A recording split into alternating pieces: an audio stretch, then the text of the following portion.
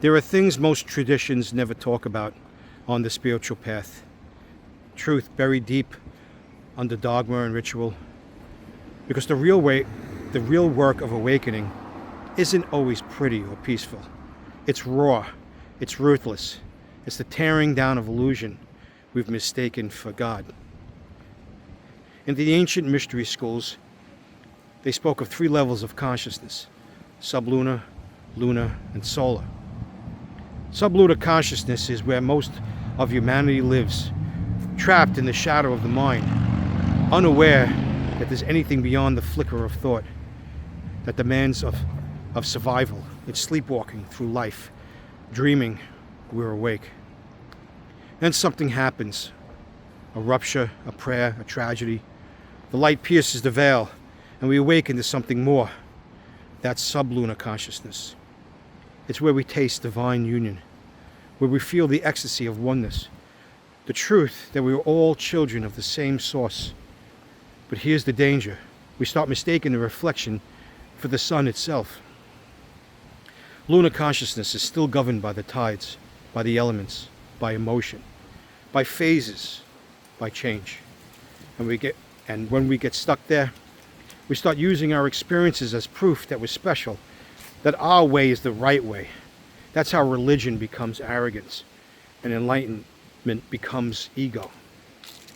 The moon is beautiful, but it's still borrowing its light. The real journey is towards solar consciousness. We stop reflecting the light and start emanating it.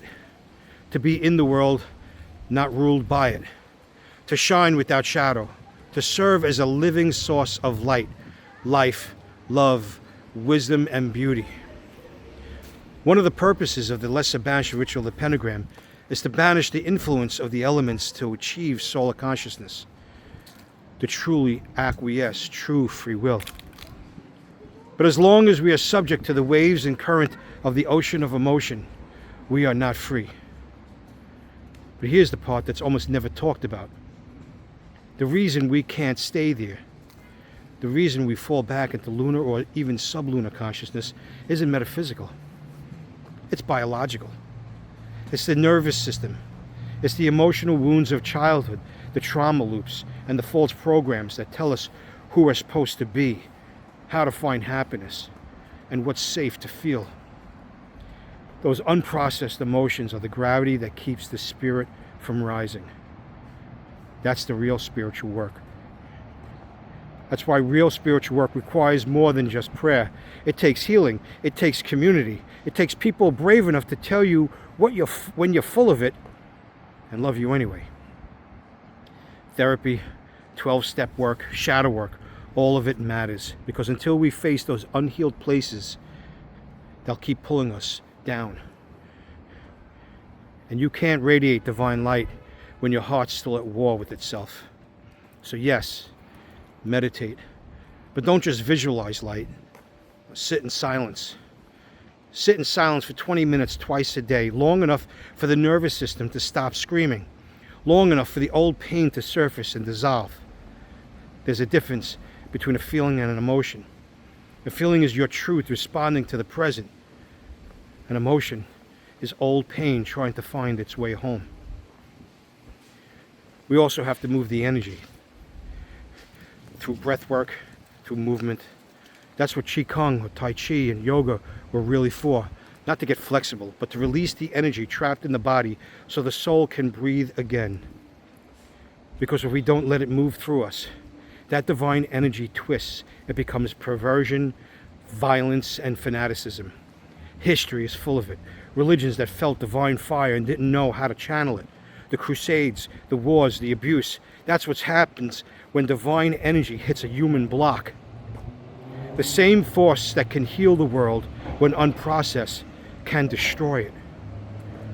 But when we clear those blocks, when we let the light finally rise unimpeded, we become like the Virgin Mary, giving birth to the Christ within. That's not a metaphor. That's the sacred pattern every one of us is meant to incarnate, that divine consciousness into form. Solar consciousness isn't an achievement. It's not something you get.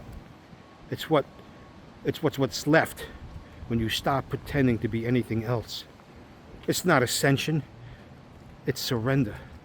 The quiet knowing that who you truly are was here all along, waiting behind the noise.